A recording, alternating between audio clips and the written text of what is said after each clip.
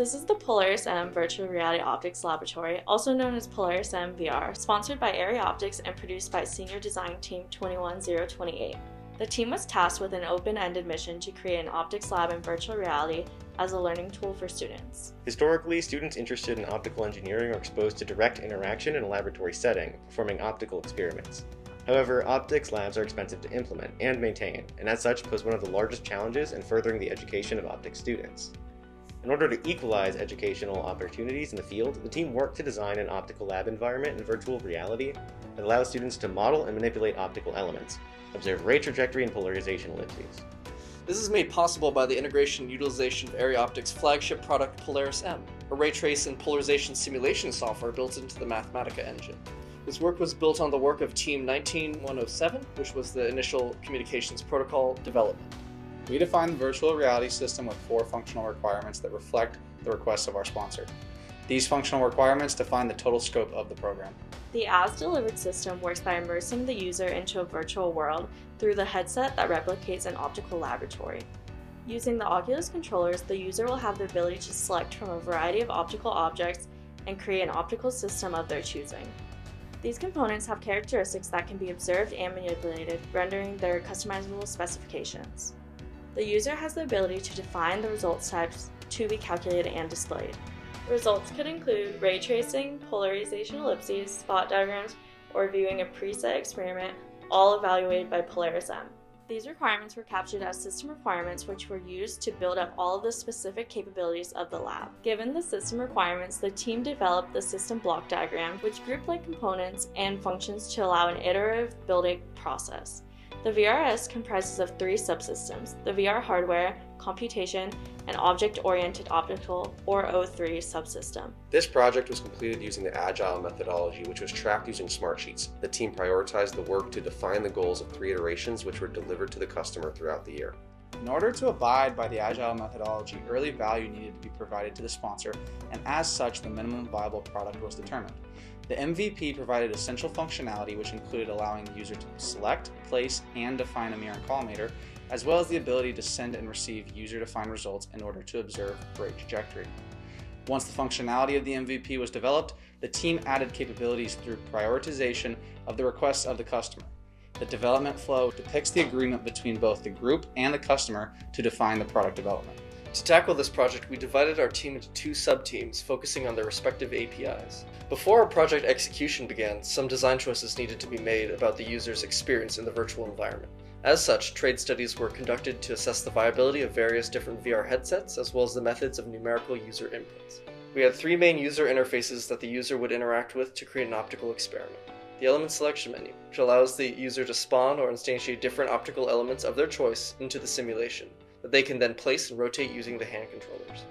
The Edit Properties menu, which allows users to select an optical object in the environment to edit and view the parameters of using a variety of different interface types, like sliders and keypads to select values. Finally, the Results Selection menu, which allows the user to select from varying results. The main way the user interacts with the system is through these menus, which is why they have gone through many iterations in order to provide the most optimal user experience. In Agile, the team is expected to add and adjust requirements as one iteration defines and informs the next. Over the course of the semesters, we added and adjusted requirements as necessary and used the engineering change request system to control changes and inform the team as to the work to be performed.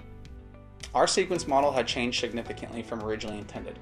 The sequence model is used to show how the software is expected to work for each option within the program. After we had created the simulation, we changed the model respectively. Some key differences are that initially, the user-selected optical object would spawn in the user's hands when they selected it. However, now the object spawns above the table and allows for the user to grab it. This is one example of system robustness to user inputs. For the first iteration, we focused on developing 2 class diagrams, one for Unity and one for Mathematica. We evolved the class diagrams as we gained knowledge in the system architecture and the needs of the program. The Unity and Mathematica class diagrams are connected to each other through a Wolfram Netlink kernel, where result selections are made through the Result Selection menu in Unity. Polaris M will receive and calculate the requested experiment, returning results to Unity to be displayed to the user. The MVP design focused on creating these universal pipelines of data so that both Unity and Polaris M backends could interpret data being sent back and forth. Since we are a software project, all of our requirements were verified through a method of test.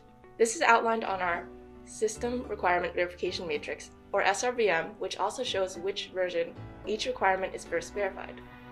Additionally, in each iteration, we had at least 2 team members perform the verification test to ensure adequate verification. The verification was never performed by the author of the software. In each iteration verification process, we incorporated additional requirements where we also re-verified all of the previous requirements from the previous iteration. Our system verification test included 4 key tests: a simulation test, a component test, a communication test, and a system level test. The simulation test ensured that the simulation works properly in virtual reality. In our component test, we tested the ability to select, place, and change parameters for each optical element type. In our communication test, we tested the ability to send dynamic strings containing optical component parameters through the Wolfram Netlink kernel. To perform the system level test, we developed a standardized real experiment that uses multiple components to replicate real life. We verified the ability to get accurate results with both ray tracing and polarization ellipses. All requirements have been tested and verified at this point with no issues presented. Fortunately, being a software-oriented project allowed for a comprehensive and fluent approach to the challenges faced. The team completed tri-weekly meetings in which we communicated progress, developed solutions for obstacles faced, and continuously ensured the furtherment of project development. To our surprise and relief, Unity had a cloud sharing built into the API so that we could have version control in real time. The ability to upload changes to the rest of the team allowed for efficient adaptation and implementation of product changes. Not only did each and every team member develop a significant understanding of nearly completely uncharted software development and game design and Mathematica coding, but also we learned the application of engineering projects in the real world, working as a team, satisfying a customer, and providing a final outcome that everyone could be proud of. Our deliverable to our sponsor is the laptop and headset with the functional program on it, along with user manuals and source code. We will also provide a list of our suggested additional functionality that can be implemented to Area Optics, in which they can choose how they would like to continue with development or commercialization in the future. As of this date, there exists no other VR software that gives users access to the data analysis tools provided in Polaris MVR. For any system the user designs in the program, they are able to perform a ray trace. The bundle of rays passes through the elements of their design and is accurately simulated and rendered in the lab environment. But that's not all. Users can also view and save particular data at any specific surface in their system. They can view polarization data in the form of polarization ellipses, and they can gain further insight on their design by generating spot diagrams. We want to take a moment to acknowledge those who made this project possible. We enjoyed completing this interdisciplinary capstone experience as a team, and we look forward to future work. Thank you. Thank you. Thank you. Thank you. Thank you.